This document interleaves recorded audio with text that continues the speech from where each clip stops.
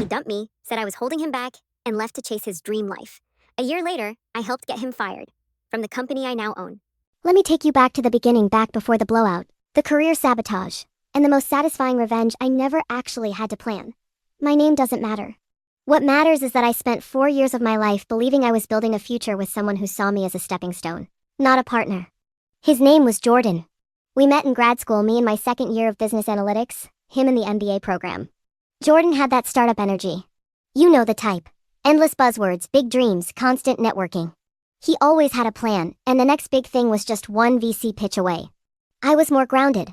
The spreadsheet girl, the behind-the-scenes fixer. Jordan, he was all charisma and chaos. We moved in together right after graduation. I got a solid job at a mid-sized consulting firm, nothing flashy but steady. Jordan bounced around for a while. First it was a social impact startup, then a blockchain logistics company, then some tech incubator in a co-working space that served cold brew on tap. Nothing stuck. And still I supported him. Financially, emotionally, even professionally. I reworked his pitch decks, cleaned up his resumes, prepped him for interviews, edited his thought leadership articles. I even took on extra freelance work just so we could keep our downtown apartment while he chased the vision. He said he was building something for us. He said we were in it together. Then, a little over a year ago, things shifted. At first I thought it was just stress. He was snappier, restless. More critical of me in little ways. My clothes were too safe, my job was soul-crushing, I was too risk-averse to ever do something great. He started staying out late. Happy hours turned into after hours, then full weekends where he claimed he was grinding with the guys on some stealth mode project. I confronted him once about it. He brushed me off. Look, I can't keep slowing down just so you feel secure, he said. I need to evolve. You can either come with me or hold me back. I remember that moment so vividly. I had just made his favorite dinner, lemon garlic pasta, and he was sitting there, not even looking up from his phone. I hadn't realized then that the man I fell in love with was already gone. 2 weeks later, I came home to find a suitcase missing and a note on the counter. No call. No explanation beyond a vague promise that he'd find what he was meant for. Oh, and a text, hours later, that read, I'll always be grateful for your support, but I need more than a 9-to-5 life. As if I was the boring one. As if I hadn't kept us afloat while he played entrepreneur. I didn't cry, not then. Instead, I cleaned the apartment, boxed up the things he left behind, half of which he'd borrowed from me anyway, and went to work Monday morning like nothing happened. But I felt it. The burn. The humiliation of knowing I'd built this man up for 4 years just so he could walk away and frame it as his awakening. The universe, however, has a weird sense of humor. Fast forward 10 months. I'd moved on, more or less. Got promoted to senior analyst, bought myself a decent car, even took a solo trip to Iceland. Life wasn't glamorous, but it was mine and it was quiet. Until one Thursday morning when my director pulled me into her office and said, We've just acquired a small but promising logistics tech firm, Elevon. The name made my stomach drop. Elevon was the company Jordan had helped start with some of his grind crew. They'd gotten seed funding from a well-known venture group and had apparently launched a few contracts with shipping companies across the Midwest. I hadn't kept tabs on him, but I'd heard murmurs through mutual friends, mostly about how Jordan finally made it. And now, the company he'd abandoned me for was under the umbrella of the one I worked for. I asked calmly if we were doing a full integration. My boss nodded. We're absorbing their systems, and the founders are going through performance reviews. A few of them might get contracts here. I kept my face neutral, nodded, and walked out of her office like it was just another Thursday. It wasn't. Because I knew exactly what I wanted to do next. I didn't reach out to him. Not at first. I let things play out naturally. Behind the scenes, I was assigned to the integration team, evaluating their workflows, tech stacks, employee performance. I didn't request the role, but I didn't turn it down either. And by week 2, I had full access to everything. The first thing I noticed, Jordan's name on nothing. He wasn't listed as CEO, not as a founding partner. Just business strategy consultant, contractual.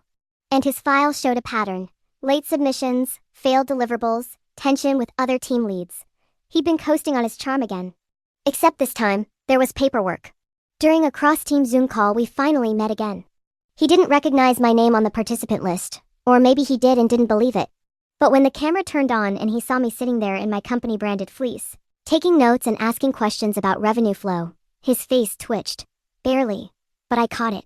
After the meeting, he emailed me. Hey, wild seeing you today. Hope you're well. Maybe we could talk? I didn't respond. Instead, I compiled my analysis report.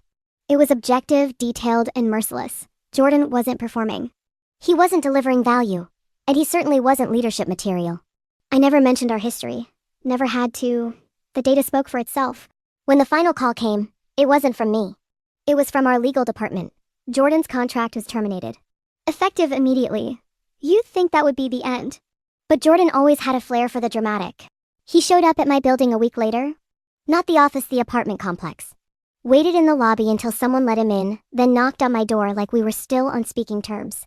I didn't answer. He texted, called, left a voicemail saying he needed closure. Eventually, I cracked the door open. He looked smaller, deflated, like he hadn't slept. The same expensive hoodie, but it hung off him like a costume now. I just I thought you'd at least tell me, he said. That it was you. I tilted my head. That what was me? He stared at me like I'd betrayed him. That report. The review. You got me fired. No, I said. Your performance got you fired. I just noticed. He tried to spin it then, like he always did. Sighed he missed me. Said he'd been confused and overwhelmed by the pressure of success. That he'd been thinking about me a lot lately. I asked him what the name of my consulting firm was. He blinked. What? My job. The one I've had for 4 years. What's the name of the company? He didn't know. Not even after 4 years together.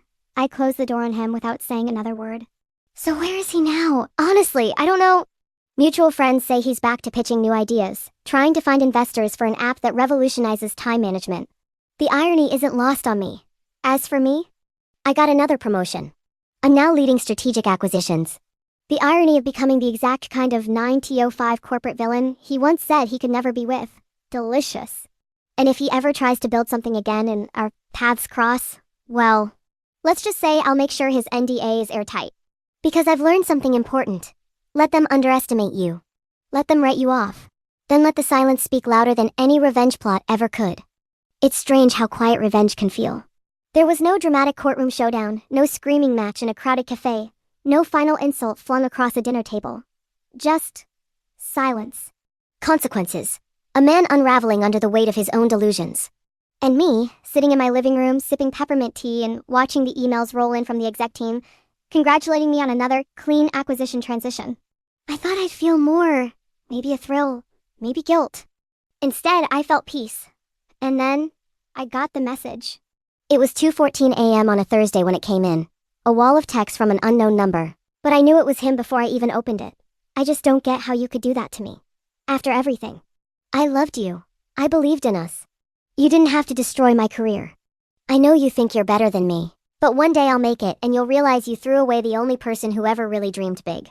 I hope your little corporate promotion keeps you warm at night. No punctuation. The signature chaos of someone unraveling.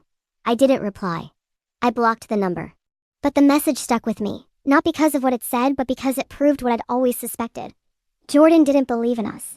He believed in me. As an idea. As a support beam. As a stepping stone. And when I stopped holding him up, he crumbled. 3 months later, I ran into someone I didn't expect, his ex-co-founder. A guy named Kyle. We'd only met once. Years ago at a pitch night where I'd spent 2 hours pretending to understand blockchain to support Jordan. Kyle recognized me immediately. We were both at a conference in Seattle, networking for different arms of our companies. I was standing by the refreshment table, debating a second croissant, when I heard, "Hey, are you Jordan's ex?" I turned, surprised. I suppose that's one way to introduce someone. He laughed awkwardly. Sorry. You're kind of a legend. That made me blink. Excuse me? Kyle scratched the back of his neck. So, word got around after the acquisition. Not about you specifically, but about what happened. Jordan was going around saying the company had been stolen out from under him by corporate sharks. Said he was sabotaged by people with connections. I raised an eyebrow. I never said a word to anyone. Oh, I know, Kyle said. That's the thing. The rest of us knew exactly what happened. You didn't sabotage him. You just watched him crash his own ship. He paused, then added. For what it's worth, he was a nightmare to work with. Charismatic, sure, but no follow-through. We were relieved when the board cut him loose. There was something deeply satisfying about hearing that. Not petty satisfaction, just clarity. The kind that washes over you when you realize you weren't crazy. You weren't the problem. You were just the one who saw it all clearly and kept going. By summer, Jordan had vanished from most circles. The last I heard, he was doing freelance brand consulting for small influencers, mostly unpaid, mostly chaotic. One friend said he tried to start a podcast about breaking free from toxic productivity, which lasted 3 episodes before he pivoted to wellness coaching. There's always a new angle with him, a new dream. And maybe one day he'll actually find one that works. Maybe he'll settle, reflect, even grow up. But I won't be around to see it. Because I finally did what I should have done years ago. I stopped being his safety net, his fallback, his built-in applause. Instead, I built something else. Last month, I signed my first personal consulting client. It's small now, just a side hustle, but it's mine. I'm helping women founders organize their operations, pitch to investors, and scale sustainably. Women like me. Women who've been the backbone of someone else's empire and finally decided to build their own. One client said, "You're like the anti-hype man. You don't just cheer us on, you actually make sure the structure doesn't collapse." And I smiled, because that's exactly what I always was. The foundation. Only now I'm using that strength for people who deserve it. One final twist before I go. A few weeks ago, I got an anonymous email with a link. No subject line, no body. Just a link to a Reddit post. I clicked. It was on one of those entrepreneur support subs. A long, rambling post titled, "My ex sabotaged my career because I outgrew her. Am I the asshole?" It was unmistakably him. All the details were thinly veiled, but the core was identical. He was the dreamer. I was the burden. He left me to grow. And then I got revenge by getting him fired. The comments? Brutal. "Bro, you literally admitted she paid your bills for years. You outgrew her? Sounds like she didn't get you fired. Your lack of deliverables did. This isn't an Ada post. This is a cry for help. She didn't sabotage your career. She just stopped being your free secretary." I laughed, closed the tab, and poured myself a glass of wine. Because in the end, I didn't have to destroy Jordan. He destroyed himself. All I did was stop holding the wreckage together. Moral of the story? Never build a life with someone who only sees you as the scaffolding for theirs. Because when the building finally falls, they'll blame the support beams before they ever admit they had no foundation of their own. And you? You'll walk away, dust yourself off, and build something better brick by brick, name on the deed, future fully in your own hands.